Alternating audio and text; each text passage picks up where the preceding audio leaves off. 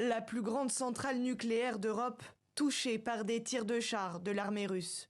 Sur ces images de vidéosurveillance, un incendie se déclare aussitôt sur le site de Zaporojye, situé dans le sud de l'Ukraine. Selon les dernières informations, le territoire de la centrale nucléaire est désormais occupé par les forces russes. Le président ukrainien accuse Moscou de recourir à la terreur nucléaire.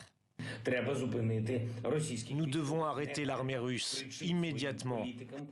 Criez à vos politiciens que l'Ukraine compte 15 réacteurs nucléaires. S'il y a une explosion, c'est la fin de tout, la fin de l'Europe, c'est l'évacuation de l'Europe.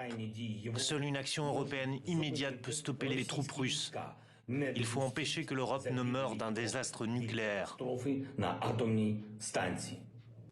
Dans un premier temps empêchés d'accéder au site, les secours ukrainiens ont finalement éteint l'incendie vers 6 heures ce matin.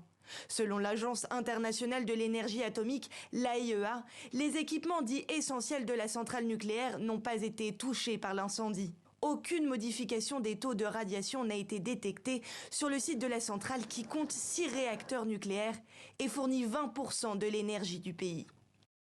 L'Ukraine a dit à l'AIEA que l'incendie sur le site de la centrale de Zaporijjia n'a pas affecté les équipements essentiels. Le Premier ministre britannique Boris Johnson a appelé à une réunion d'urgence du Conseil de sécurité de l'ONU. Il dénonce les actions irresponsables du président Vladimir Poutine qui, selon ses mots, menace directement la sécurité de toute l'Europe.